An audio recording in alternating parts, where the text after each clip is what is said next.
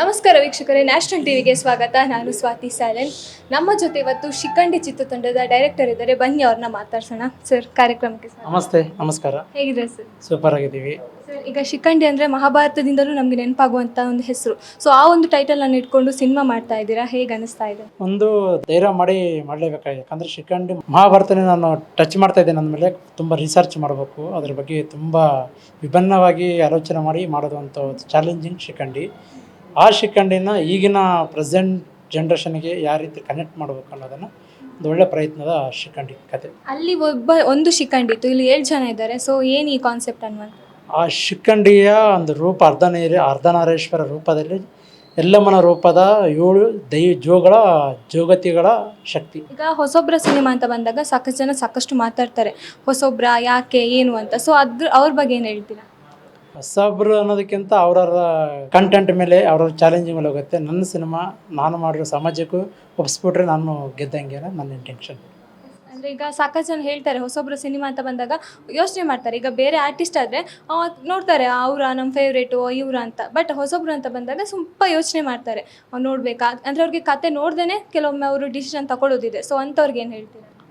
ಅಂಥವ್ರಿಗೆ ನಾನು ಈಗಿನ ಜನತೆಗೆ ಹೇಳ್ಬೇಕೇನಂತಂದರೆ, ಸಿನಿಮಾನ ಪೋಸ್ಟ್ ನೋಡಿ ಜಡ್ಜ್ಮೆಂಟ್ ಮಾಡಬೇಡ್ಬಿಡಿ. ಸಿನಿಮಾ ಒಳಗೆ ಬಂದುಬಿಟ್ಟು ನಾನು ಎಷ್ಟೇ variation, comedy, suspense, thriller, commercial, family elements ಮತ್ತು ದೈವ ಅನುಸಾರವಾಗಿ ತೋರಿಸಿರೋ ರೀತಿ ಈ ಸಿನಿಮಾಗೆ ಬಂದಾಗ ಮ್ಯೂಸಿಕ್ ಆಗಲಿ ಪ್ರತಿಯೊಂದು ಎಲಿಮೆಂಟ್ಸ್ ನೋಡಿದಾಗ ನೀವು ಜಡ್ಜ್ಮೆಂಟ್ ಮಾಡ್ಬೋದು. ಪೋಸ್ಟ್ ನೋಡಿ ಜಡ್ಜ್ಮೆಂಟ್ ಮಾಡಬೇಡಿ. ನಿಮಗೆ ಅಟ್ರಾಕ್ಷನ್ ಮಾಡೋಕ್ಕೆ ಪೋಸ್ಟರ್ ಮಾಡ್ತೀವಿ ಅಷ್ಟೇ ಹೊರತು ನಾವು ಇದ್ರಲ್ಲಿ ಏನಿದೆ ಅನ್ನೋ ಸಸ್ಪೆನ್ಸ್ ನಿಮಗೆ ಬರಲಿ, ಒಂದು ಕ್ಯೂರಾಸಿಟಿ ಬರಲಿಲ್ಲ ಅಂತ ಪೋಸ್ಟರ್ಲೇ ನಾವು ಮಾಡಿರ್ತೀವಿ. ಅದಕ್ಕೆ ಮೀರಿ ಸಿನಿಮಾದಲ್ಲಿ ಬೇರೆ ಇರುತ್ತೆ ಅನ್ನೋದು ನನ್ನ ಅಭಿಪ್ರಾಯ. ಈ ಸಿನಿಮಾ ತಯಾರು ಮಾಡಬೇಕಾದ್ರೆ ನೀವು ಎಷ್ಟೆಲ್ಲ ಚಾಲೆಂಜನ್ನು ಫೇಸ್ ಮಾಡಿದ್ರಿ? ಇಲ್ಲ, ತುಂಬ ಕಷ್ಟ ಬಿದ್ದಿದೆ ಮೇಡಮ್. ಯಾಕಂದರೆ ಇದರಲ್ಲಿ ಆರ್ಟಿಸ್ಟ್ಗಳು ತುಂಬಾ ತುಂಬಿಸಿದ್ದೀನಿ. ಮಾಮೂಲಿ ಹೀರೋ ಮೇಲೆ ಹೋಗೋದು, ಹೀರೋಯಿನ್ ಮೇಲೆ ವಿಲನ್ ಮೇಲೆ ಹೋಗೋದಲ್ಲ. ಇದು ಒಂದೊಂದು ಕ್ಯಾರೆಕ್ಟ್ರ್ ಒಂದೊಂದಿದೆ. ಫಸ್ಟ್ ಹಾಫ್ ಬಂದುಬಿಟ್ಟು ಬೇರೆ ಒಂದು ಕತೆ ಓಡ್ತಾ ಇದೆ. ಸೆಕೆಂಡ್ ಆದಮೇಲೆ 7 ಜನ ಮಂಗಳಮುಖಿಯನ್ನು ಇಟ್ಕೊಂಡು ಶಿಖಂಡಿಗೆ ಒಂದು ಪಾತ್ರಗಳನ್ನ ಇಟ್ಕೊಂಡು ಮಾಡೋದಿದೆಯಲ್ಲ, ತುಂಬ ಚಾಲೆಂಜಿಂಗ್ ಇದೆ, ತುಂಬ ಕಷ್ಟ ಇದೆ. ಅಷ್ಟೋ ಪ್ರೀತಿಯಿಂದ ಮಾಡಿ ಅಷ್ಟು ಅದ್ಭುತವಾಗಿ ಸಿನಿಮಾ ಬಂದಿದೆ. ಅದೊಂದು ಖುಷಿ ಇದೆ. ಪ್ರೊಡ್ಯೂಸರಿಗೆ ಮೋಸ ಆಗಲಾರದೆ ಅವರಿಗೆ ತುಂಬ ಮನಸ್ಸಿಗೆ ತೃಪ್ತಿ ಆದಂಗೆ ನಾನು ಸಿನಿಮಾ ಮಾಡಿಕೊಟ್ಟೆ. ಪ್ರೊಡ್ಯೂಸರ್ ಅಂದರೂ ಅಷ್ಟೇ, ಕೆಲವೊಬ್ರು ಹೊಸ ಸಿನಿಮಾ ಅಂತ ಬಂದಾಗ ಹಣ ಹಾಕಕ್ಕೆ ಭಯಪಡ್ತಾರೆ. ಸೊ ನಿಮ್ಮ ಪ್ರೊಡ್ಯೂಸರ್ ಯಾವ ರೀತಿ ಇದಕ್ಕೆ ಸಾಥ್ ನೀಡಿದರು? ಪ್ರೊಡ್ಯೂಸರ್ ಅವರು ಹೋಟೆಲ್ ಬಿಸ್ನೆಸ್ ಮ್ಯಾನ್. ಅವರು ಸಿನಿಮಾ ಅಂದರೆ ಅಷ್ಟು ಫ್ಯಾಷನ್ಸಲ್ಲಿ ಇರ್ಬೋದು, ನಂಬಿಕೆಯನ್ನು ಡೌಟು ದುಡ್ಡು ಬರುತ್ತೆ ಇಲ್ವಾ ಅನ್ನೋದು. ನಾವು ಮಾರ್ಕೆಟಿಂಗಲ್ಲಿ ಕರೆಕ್ಟಾಗಿ ಅವ್ರಿಗೆ ಸಿನಿಮಾ ಏನು ಅನ್ನೋದು ಗೊತ್ತು ಮಾಡಿಬಿಟ್ರೆ, ಅಂದರೆ ಈ ಸಿನಿಮಾ ಹೆಂಗಿರುತ್ತೆ, ಸಿನಿಮಾ ಪ್ರಾಸೆಸ್ ಹೆಂಗಿರುತ್ತೆ ಅಂತ ನೀಟಾಗಿ ನಾವು ಎಕ್ಸ್ಪ್ಲೇನ್ ಮಾಡಿಬಿಟ್ರೆ ಅವ್ರು ಧೈರ್ಯ ಮಾಡಿ ಬರ್ತಾರೆ ಅನ್ನೋದು ನಂದು ಒಂದು ನಂಬಿಕೆ. ಈಗ ಎಷ್ಟೋ ಜನ ಡೈರೆಕ್ಟರ್ಗಳು ಏನು ಮಾಡ್ತಾರೆ ಅಂದರೆ, ಹೊಸ ಪ್ರೊಡ್ಯೂಸರ್ ಹತ್ರ ಹೋಗಬೇಕಾದ್ರೆ ಅಥವಾ ತುಂಬ ಭಯಪಡ್ತಾರೆ. ಅಂದರೆ ಪ್ರೊಡ್ಯೂಸರ್ ಫಸ್ಟ್ ಕೇಳೋ ಕ್ವಶನ್ ಅಂದರೆ ಯಾರು ಹೀರೋ, ಯಾರನ್ನು ಇಟ್ಕೊಂಡು ಮಾಡ್ತಿದ್ದೀರ ಅಂತ. ಸೊ ನೀವು ಹೊಸೊಬ್ಬರನ್ನ ಇಟ್ಕೊಂಡು ಮಾಡ್ತಿದ್ದೀರಾ. ಸೊ ಆ ಥರ ಏನು ಪ್ರಶ್ನೆ ಮಾಡಿಲ್ವಾ ಅವರು ಅನ್ನೋ? ಇಲ್ಲ, ಅವರು ಪ್ರಶ್ನೆ ಮಾಡೋಕ್ಕೆ ಮುಂಚೆ ನನ್ನ ಹಿಂದೆ ಏನಿದೆ ಅಂತ ರಿಸರ್ಚ್ ಮಾಡಿದ್ರು.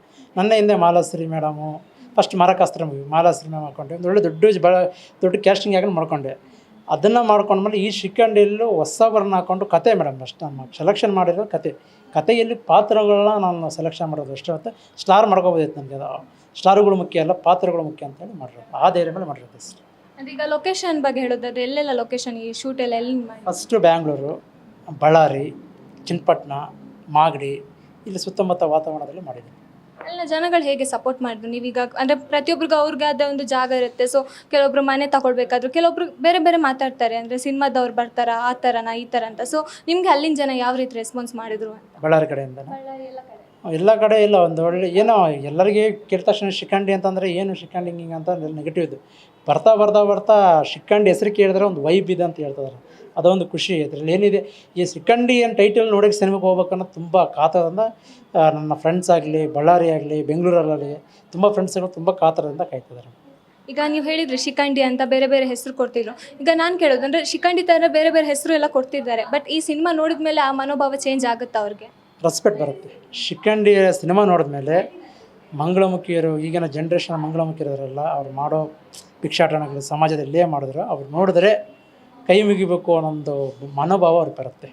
ಅಂದರೆ ಇದು ಓವರಾಲ್ ಮಂಗಳಮುಖಿ ಅವ್ರಿಗೆ ಸಂಬಂಧಪಟ್ಟಿರೋ ಥರ ಸಿನಿಮಾನ ಅಥವಾ ಬೇರೆ ರೀತಿಯೂ ಇದೆಯಾ? ಇದು ಮಂಗಳಮುಖಿಯರ ಸಿನಿಮಾ ಒಂದು 30% ಮಾತ್ರ ಸೆಕೆಂಡ್ ಹಾಫಿಂದ ಗೊತ್ತಾ. ಅದು ಮಂಗಳಮುಖಿ ಸಿನಿಮಾ ಅಲ್ಲ, ಇದು ದೈವ. ಅಂದರೆ ದೈವಾನುಸಾರವಾಗಿ ಜೋಗತಿ ಎಲ್ಲಮ್ಮನ ಪಾತ್ರದಲ್ಲಿ ಶಿಖಂಡಿಯ ಒಂದು ರೂಪ ಇಲ್ಲಿ ಯಾವ ರೀತಿ ತೋರಿಸಿರೋದು 30 ಮಿನಿಟ್ಸ್ ಮಾತ್ರ ಕ್ಯಾರೆಕ್ಟರ್ ಬರುತ್ತೆ ಅಷ್ಟೇ ಹೊರತು ಮಿಕ್ಕಿದೆಲ್ಲ ಕಮರ್ಷಿಯಲಾಗಿ ಆಡ್ ಆಗ್ತಾ ಹೋಗ್ತಾ ಇರುತ್ತೆ. ಈಗ ರಾಘವ್ ಆಗಿರ್ಬೋದು, ನೀತು ಅವ್ರು ಹೇಳಿದ ಪ್ರಕಾರ ಅವ್ರಿಗೆ ಯಲ್ಲಮ್ಮನ ಒಂದು ಆಶೀರ್ವಾದ ಇತ್ತು ಅಂದರೆ ಯಾವುದೋ ರೀತಿಯಲ್ಲಿ ಅವ್ರಿಗೆ ಕನೆಕ್ಟ್ ಆಗಿದ್ರು ಅಂತ ಹೇಳಿದರು. ಸೊ ನಿಮಗೆ ಈ ಥರ ಏನಾದರೂ ಅನುಭವ ಆಗಿದೆಯಾ? ನಾನು ಎಲ್ಲಮ್ಮನ ನಿಜ ನನಗದೊಂದು ಒಳ್ಳೆಯ ಅನುಭವ. ತಾಯಿ ಫಸ್ಟ್ ಆಫ್ ಆಲ್ ನಾನು ಈ ಒಂದು ಏನಂತಾರೆ ಧರ್ಮ ಅನ್ನೋದ್ರ ತುಂಬ ಕಮ್ಮಿ ಇದೆ, ಯಾಕಂದ್ರೆ ನಾನು ಓದಿರೋದು ಕ್ರಿಶ್ಚಿಯನ್ ಹಾಸ್ಟೆಲಲ್ಲಿ. ಹಾಗಾಗಿ ಈ ಧರ್ಮದ ಬಗ್ಗೆ ಎಲ್ಲ ತಿಳ್ಕೊಂಡು ರಿಸರ್ಚ್ ಮಾಡಿ ದೇವ್ರ ಬಗ್ಗೆ ಏನೋ ಒಂದು ಶಕ್ತಿ ಕೊಡ್ತು ನನಗೆ. ಆ ಶಕ್ತಿಯಿಂದಲೇ ಇಲ್ಲಿ ನಾನು ಬಂದಿರೋದು. ನನಗೆ ಎಲ್ಲಮ್ಮನ ರೂಪ ಪಡ್ಕೊಂಡಿದ್ದೇನೆ ಅನ್ನೋದು ನನಗೆ ನಂಬಿಕೆ ಇದೆ. ಕೊನೆಯದಾಗಿ ಸಿನಿಮಾಗೆ ವೀಕ್ಷಕರಿಗೆ ಹೇಗೆ ಬರಮಾಡ್ಕೊಳ್ತೀರಾ ನೋಡೋಕ್ಕೆ? ನನ್ನ ಪ್ರೀತಿಯ ಕರುನಾಡ ಜನತೆಗೆ ಇದು ಒಂದು ನಿಮಗೆಲ್ಲ ಥರ ಅನುಭವ ಕೊಡೋ ಸಿನಿಮಾ, ಒಳ್ಳೆ ಎಕ್ಸ್ಪೆರಿಮೆಂಟ್ ಕೊಡೋ ಸಿನಿಮಾ. ನೀವು ಬಂದ ಮೇಲೆ ನೋಡಿ ನಾನು ಏನು ಮಾಡಿದ್ದೇನೆ ಅಂತ ಇಲ್ಲೇ ಪೋಸ್ಟ್ಗಳು ನೋಡಿಬಿಟ್ಟು ಟೈಸರು ಟ್ರೈಲರ್ ಅಲ್ಲೇ ನೀವು ನನಗೆ ಖುಷಿ ಪಡಿಸಿದ್ರೆ ನಿಮಗೆಲ್ಲ ಖುಷಿ ಎಷ್ಟಾಗಿದೆ ಅಂತ ಗೊತ್ತು. ಇವಾಗ ಸಿನಿಮಾ ನೋಡಿ ಎದಕ್ಕೆ ಬರಬೇಕು ಅನ್ನೋದನ್ನು ನೀವು ಶಿಖಂಡಿ ಸಿನಿಮಾ ಚಿತ್ರಮಂದಿರಕ್ಕೆ ಬಂದಾಗ ಮಾತ್ರ ಈ ಶಿಖಂಡಿ ಅರ್ಥ ನಿಮ್ಗೆ ಗೊತ್ತಾಗುತ್ತೆ ಅಂತೇಳಿ ನಾನು ಹೇಳೋಕ್ಕೆ ಇಷ್ಟಪಡ್ತೇನೆ. ಥ್ಯಾಂಕ್ ಯು ಸರ್, ಇಷ್ಟೋ ಜೊತೆ ನಮ್ಮ ಮಾತಾಡಿದ್ದಕ್ಕೆ ತುಂಬ ಥ್ಯಾಂಕ್ ಯು. ಎಸ್, ನೋಡಿದ್ರಲ್ಲ ವೀಕ್ಷಕರೇ, ಇದಾಗಿತ್ತು ನಿರ್ದೇಶಕರ ಮಾತು. ಸೊ ಮೇ 15ಕ್ಕೆ ಸಿನಿಮಾ ರಿಲೀಸ್ ಆಗ್ತಾ ಇದೆ. ಸೊ ಎಲ್ಲ ಕನ್ನಡಿಗರು ಹೋಗಿ ಸಿನಿಮಾವನ್ನು ನೋಡಬೇಕು ಅಂತ ಕೇಳ್ಕೊಳ್ತಾ ಇದ್ದೀನಿ. ಧನ್ಯವಾದಗಳು.